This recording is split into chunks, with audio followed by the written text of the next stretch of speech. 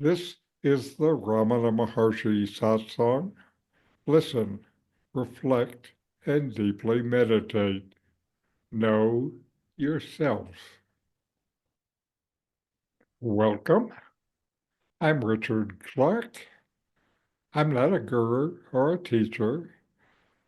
Ramana's teaching is deep and profound, and I want to share it.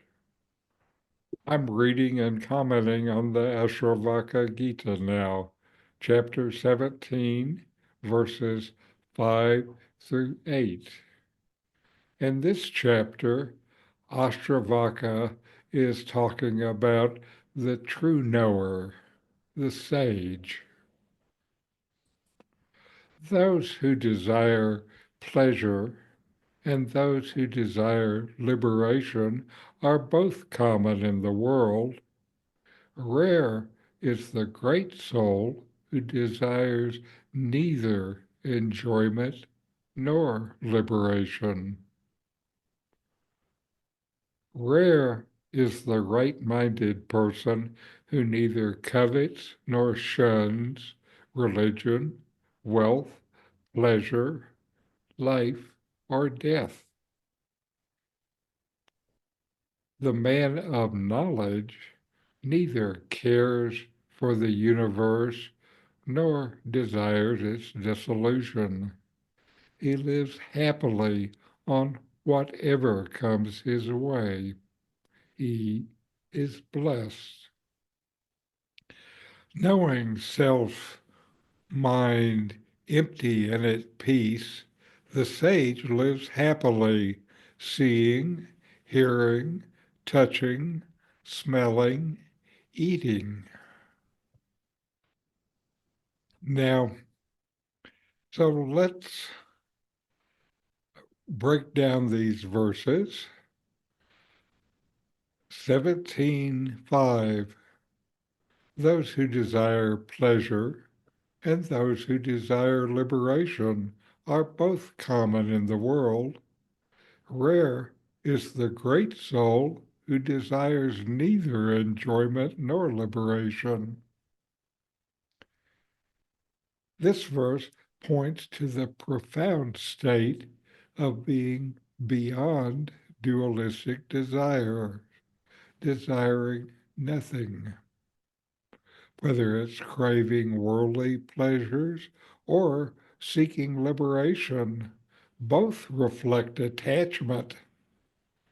The truly free soul transcends these longings, resting in a state of pure contentment as they are right now, right here. It's not about rejecting life, but understanding that true freedom arises when you cease to identify with the endless pursuit of satisfaction or escape. For your practice, this verse emphasizes the rarity and beauty of a state where you are no longer driven by desires, whether worldly or spiritual. It asks you to go beyond striving for better experiences or release from suffering. Liberation is not a destination, but a recognition of the freedom already present within you here and now. When you let go of these goals, the self shines forth effortlessly. This verse challenges you to ask, what am I seeking and why? 17:6. Rare is the right-minded person who neither covets nor shuns religion, wealth, pleasure, life, or death. This verse reveals the balanced state of a sage who sees all experiences, whether sacred or mundane, joyous or challenging as neutral. Experiences are of the world, and the focus of the sage is on the self. Coveting or rejecting anything ties you to duality, while freedom lies in equanimity. It's about seeing through preferences and living in harmony with what is without resistance or clinging.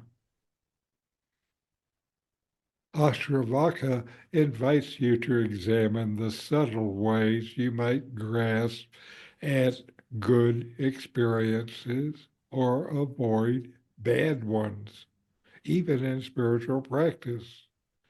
It reminds you that true liberation is not about rearranging external conditions, but about embracing what is without fear or preference. Whatever life brings, whether it's pleasure, pain, success, or failure, the self remains untouched. The deeper your equanimity, the freer you are to fully experience life without being bound by it. 17:7. The man of knowledge neither cares for the universe nor desires its dissolution. He lives happily on whatever comes his way. He is blessed. This verse speaks of the effortless joy when you transcend concern for the external world or even its destruction. The sage, rooted in self, lives in the flow of life without resistance.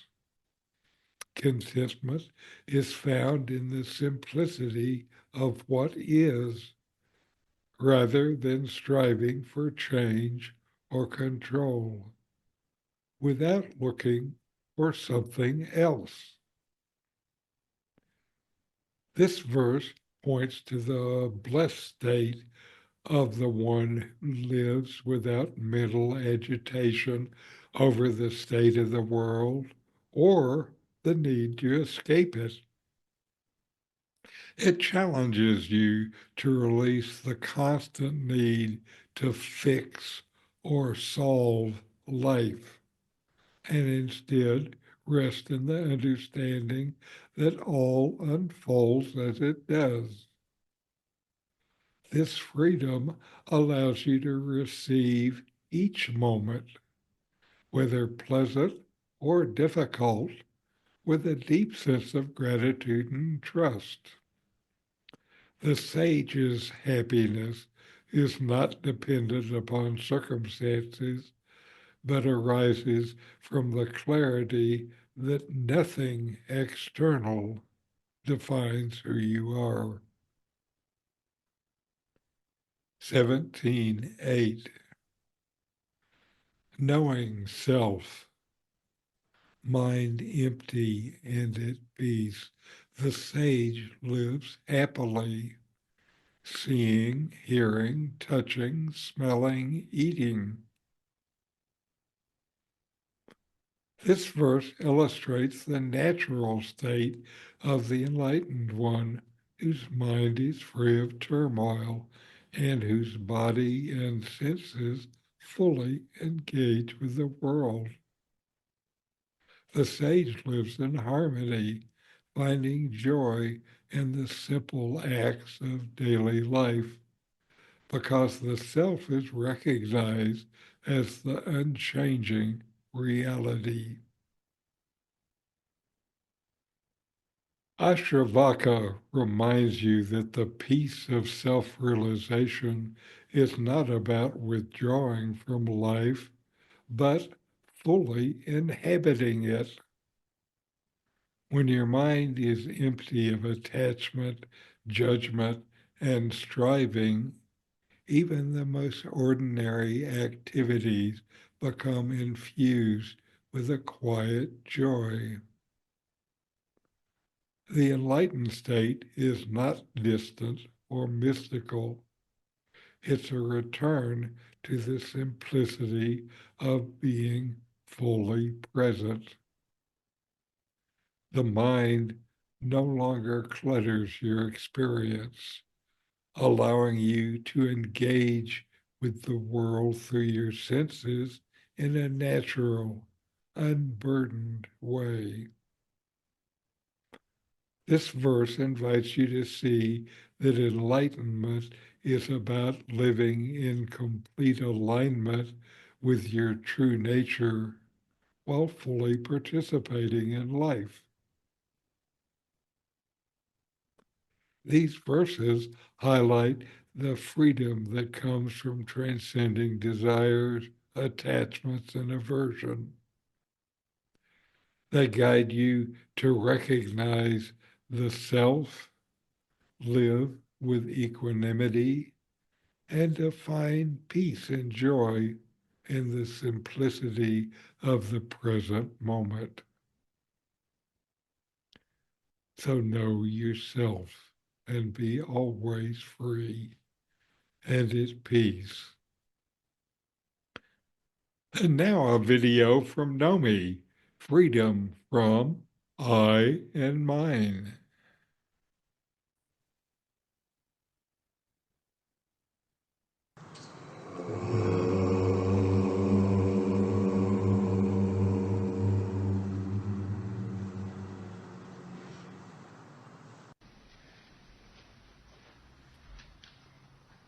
Being, which is the self, is innately free of any assumed individuality and its corollary, the illusion of possession, I-ness and mine-ness.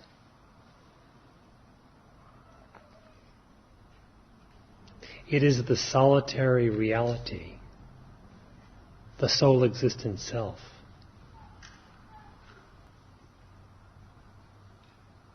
And so there can be no question in that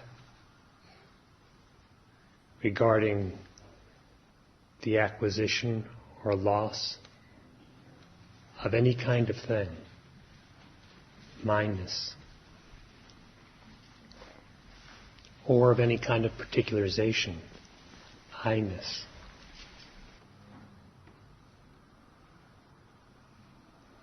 This is simply the truth regarding being, regarding the self, which from the point of view of illusory bondage is referred to as a state of liberation.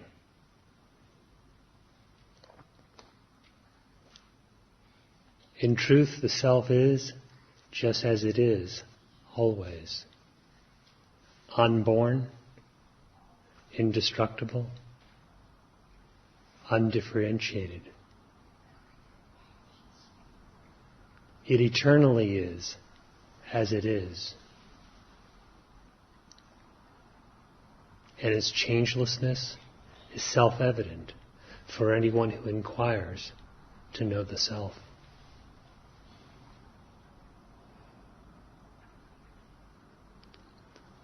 So in the Upanishads it is stated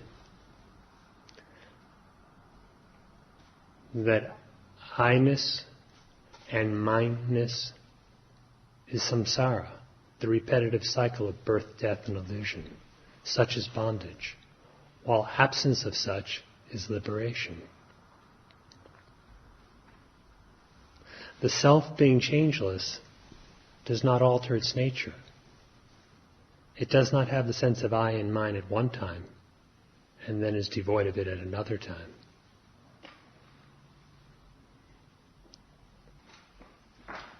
The I notion, aham vritti, the assumption of existing as an individual for one's identity, is never true.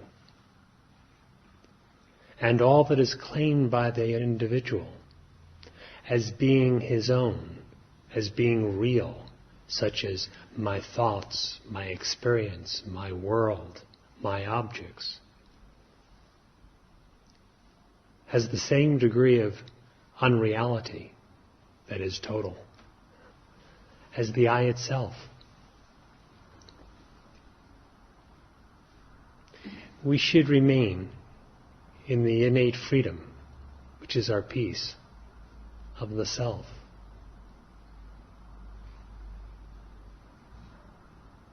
To remain free of the sense of mine, of possession, towards objects is known as detachment, paragya. This is straightforward enough, and anyone who knows, by discernment, the real source of happiness gains such detachment from all worldly things. But the Maharshi has stated in Who Am I, that Vairagya and Jnana, knowledge, are one and the same. So there must be more to it.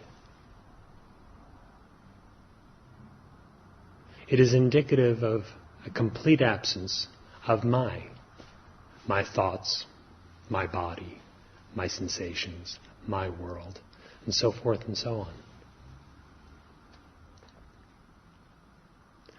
How to eliminate the false sense of my. My rests on I. And according to whatever definition is given to I, the my part corresponds. The this aspect of one's so-called experience will always be the mirror image of the definition of the I. The object will always resemble the subject. So if the definition of I be a body, the misidentification with the body, I am the body conception, then the experience of the world will seem to be possessed by you. If you abandon the I am the body conception, then you find that you have risen above, you have transcended utterly the experience of the world.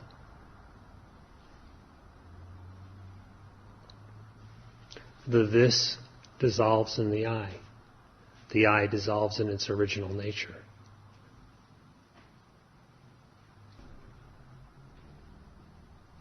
What is truly you? What is truly yours?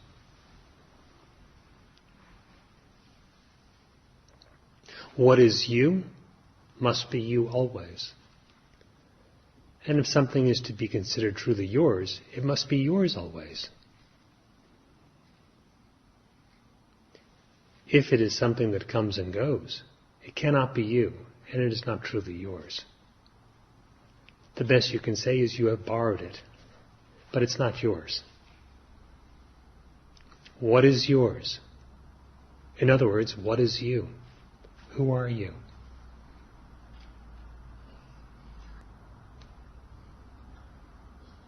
Inquiring like this, one abandons the misidentification with whatever is objective,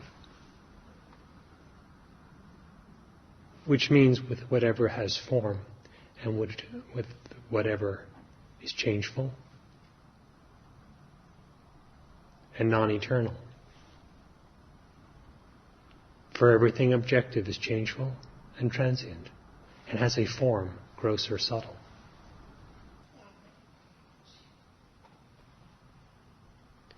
That which is truly yours is that which is alone truly you.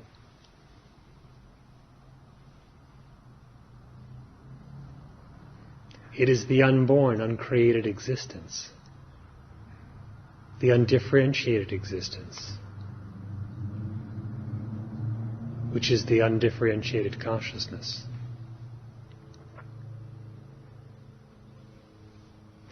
What is of the nature of Sat and Chit, being consciousness, is also of the nature of Ananda, bliss.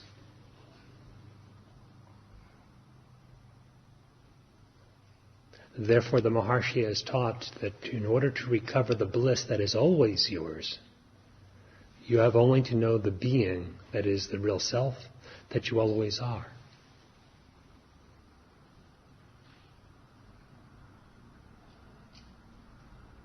Therefore, true happiness is not a possession that we would get it or lose it, but rather it is in the very nature of being.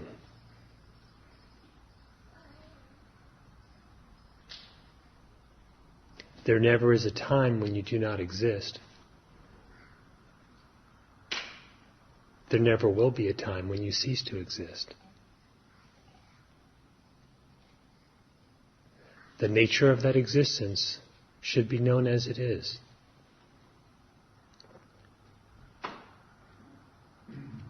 In this lies immortal bliss and the supreme knowledge of the infinite consciousness.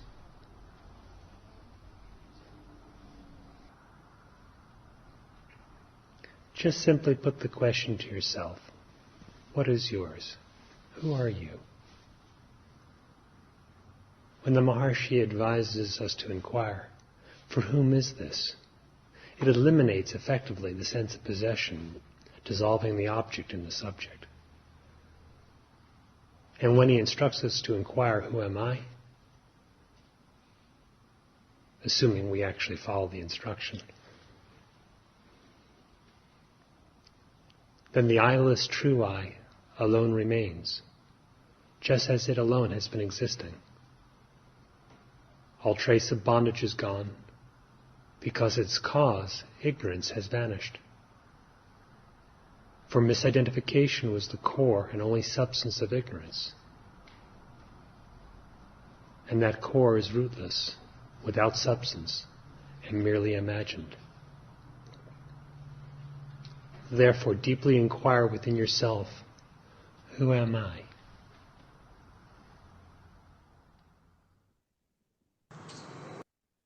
Okay, and now we'll inquire ourselves for a few minutes. You exist, and you know that you exist.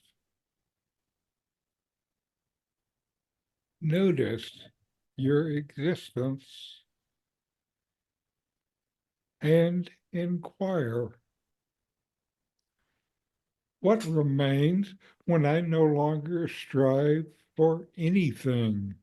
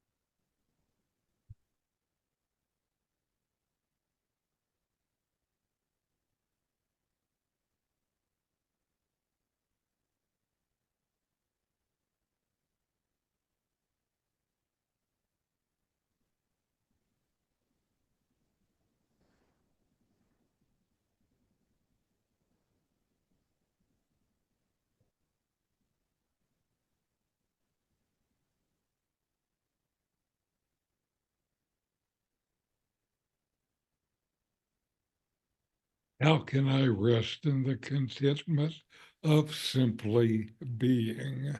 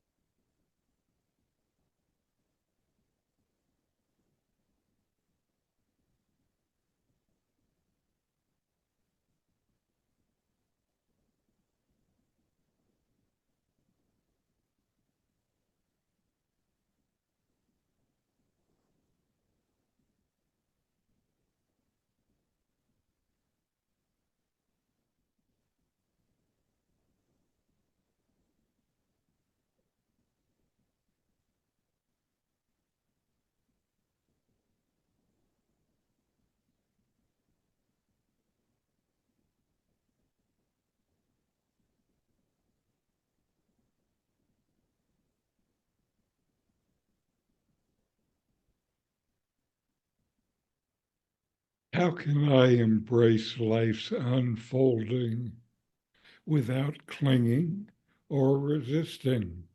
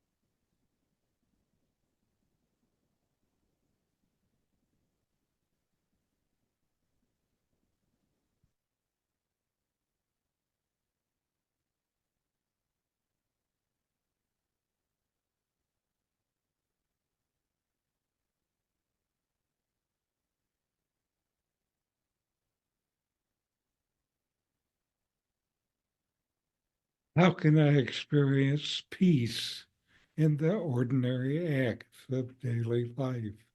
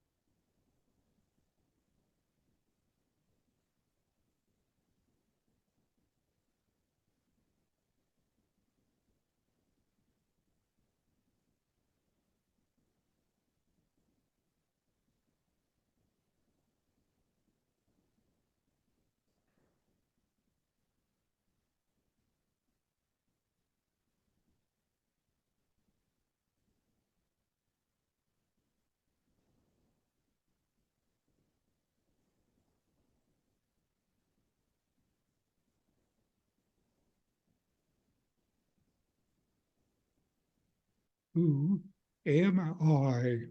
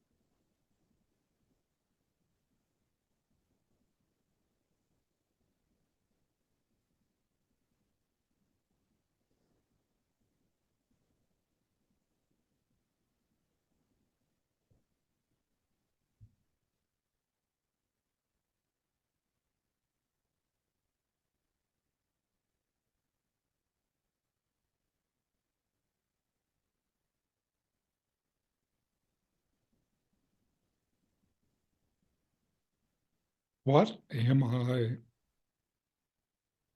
What is the nature of my existence? What exists?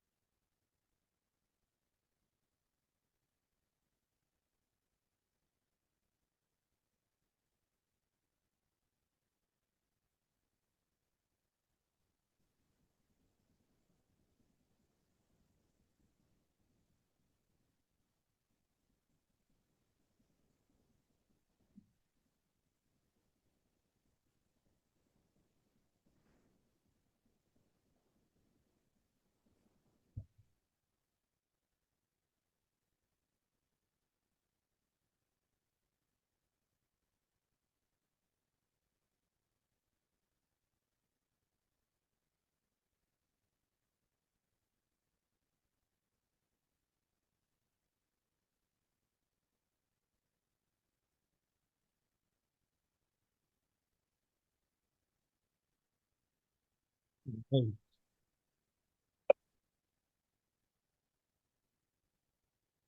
Shanti, Shanti. Shanti, Shanti, Shanti. Om. Peace, peace, peace.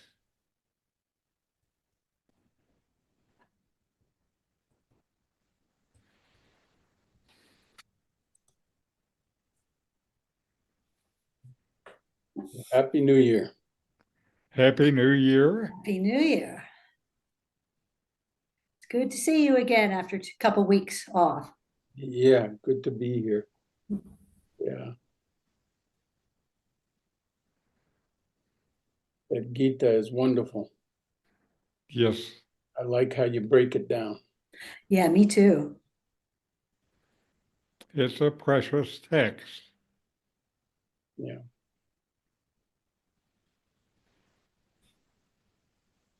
And we are blessed to be able to listen to it and sort of know what they're talking about.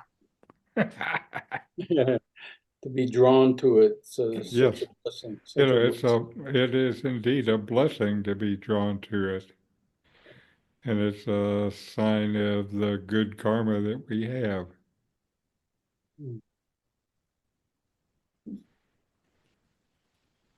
Anyway, namaste, and we'll see you next week. Namaste. Thank you. Thank you.